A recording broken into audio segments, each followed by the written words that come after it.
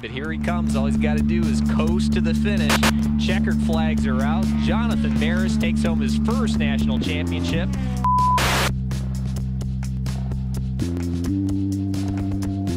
I got the road racing bug 1996. I started with the HPDE program with NASA, and for about a year to 2 years, I worked my way through up the different HPDE levels, or the driving schools. In 2000, I was the US Touring Car Rookie of the Year, and then in 2004, I got my feet wet with Honda Challenge. I came down to the SoCal tracks to race in Honda Challenge because there was a bigger car count and it was just a little more popular down here than it was in NorCal.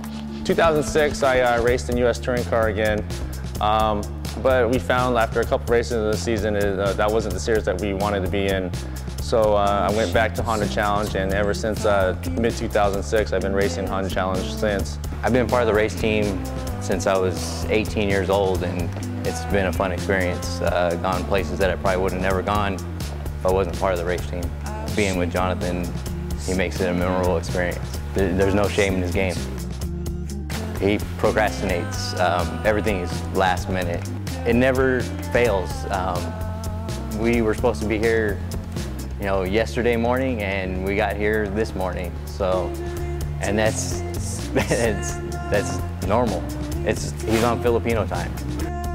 Well, right now I'm the reigning national H2 champion, and we're gonna try to repeat that title again by winning another championship in September. Winning the national championship last year was one of our highest moments, and I was really proud of him accomplishing that, because I know he's worked at that for a long time. Jonathan's a great driver and really does his research. We spent the beginning of the season developing the B16A engine for the H2 class, and basically looked at the rule book and we looked at what we thought we could do to modify it to the rules and make the most horsepower out of the engine. And with the help of Skunk 2, we were able to make a lot of power with the B16 engine. And so throughout the whole year, we did a lot of engine building, a lot of testing, and we were able to put together a package that helped me win the national championship. Preparation is done the day before. It can be pretty stressful.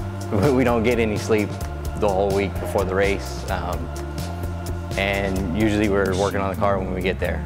The championships in 2010 were in Utah at Meris Motorsports Park, and I was the fastest car as far as qualifying in the qualifying race.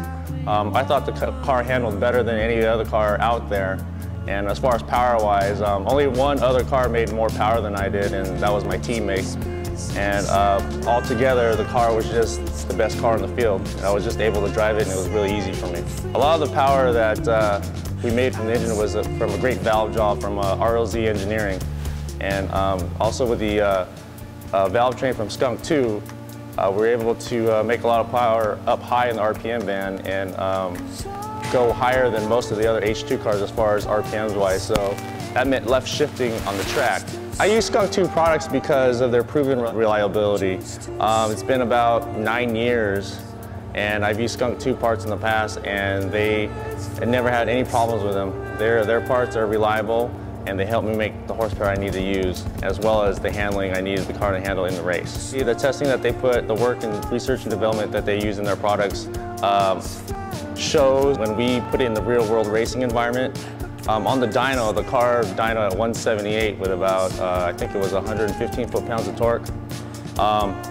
It's not that much, relatively speaking, but for a B16A with stock internals and just Skunk 2 valve train parts, it was pretty decent power. Actually, at the 4,500 foot elevation, that was pretty good power from that little engine, considering the 2 liters and the 1.8 liter engines didn't do as much. We were the underdog, and we didn't have that respect before, and he's worked to get it. It was a big disappointment for other people how the Meris Motorsports team came in there and beat them out on the track and power-wise and handling-wise. So we surprised a lot of people, which is great. I don't mind being the underdog. But, now we're on the radar and people pretty much gunning for me.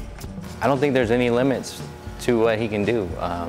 he's shooting for the top, and that's where we want to be, and that's where we are.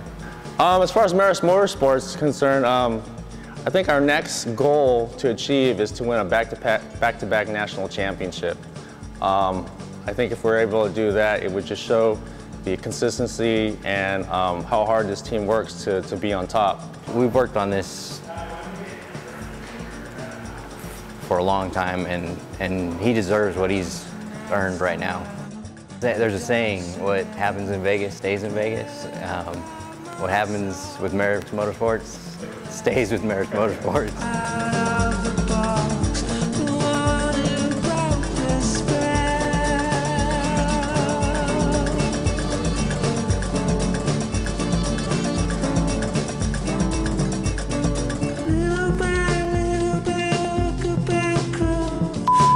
Can I do that over?